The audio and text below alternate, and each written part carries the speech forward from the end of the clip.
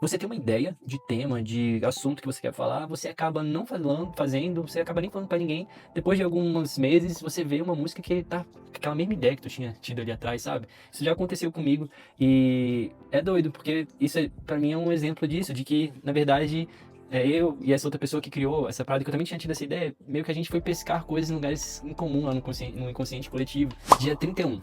A ideia para as virtudes da guerra. Duas frases vieram à minha mente e se recusaram a ir embora. Sempre fui um soldado, nunca conheci outra vida. Eu sabia instintivamente que essas eram as duas primeiras frases de um livro. Mas que livro? Sobre o quê? E quem era o narrador?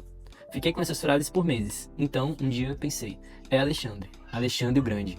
Você acredita na musa? Acredita que alguma fonte que não podemos localizar ou explicar nos entregue ideias e inspiração do nada? De onde vieram aquelas duas primeiras frases?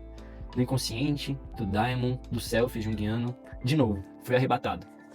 Essa leitura de hoje me fez lembrar de um documentário que eu já indiquei para um monte de gente, para todo quanto é amigo criativo, eu gosto de indicar esse documentário. Eu acho que agora é um momento pertinente para compartilhar aqui também, se chama Tudo é um Remix. Você consegue assistir no YouTube de graça, são um pouco mais de meia hora você assiste esse documentário. Ele é muito interessante porque ele fala ainda sobre um papo que a gente está trazendo aí nesses últimos dias, sobre essa questão de que criar está muito relacionado a combinar, a remixar ideias. E uma parte que eu lembrei desse documentário é quando ele traz um exemplo, ele fala do Thomas Edison, né, que inventou a lâmpada.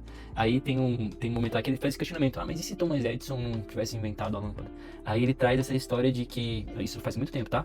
As pessoas não tinham contato uma com as outras, assim. Então, em outro lugar do mundo, tinha outro cara que estava desenvolvendo uma pesquisa que talvez demorasse um pouco mais para conseguir criar a lâmpada, mas ele estava indo naquele caminho. Então, se Thomas Edison não tivesse inventado a lâmpada, em algum momento esse outro cara ia conseguir, sabe? E de onde é que essas pessoas tiram essa inspiração, essa ideia?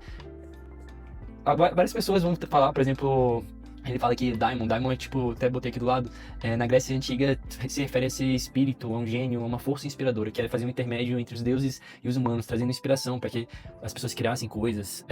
Então, outras pessoas podem chamar de inconsciente coletivo. Então, eu acredito de verdade para mim que quando a gente cria alguma coisa, muitas vezes a gente tá ali pescando algumas coisas no inconsciente coletivo. Provavelmente, se você também é compositor, alguma coisa do tipo, talvez você se sinta familiarizado com o que eu vou falar agora, mas de vez em quando, talvez já tenha acontecido com você, é o seguinte: você tem uma ideia de tema, de assunto que você quer falar, você acaba não fazendo, você acaba nem falando pra ninguém. Depois de alguns meses, você vê uma música que tá com aquela mesma ideia que tu tinha tido ali atrás, sabe? Isso já aconteceu comigo e é doido, porque pra mim é um exemplo disso, de que, na verdade, eu e essa outra pessoa que criou essa parada, que eu também tinha tido essa ideia, meio que a gente foi pescar coisas em lugares em comum lá no inconsciente coletivo.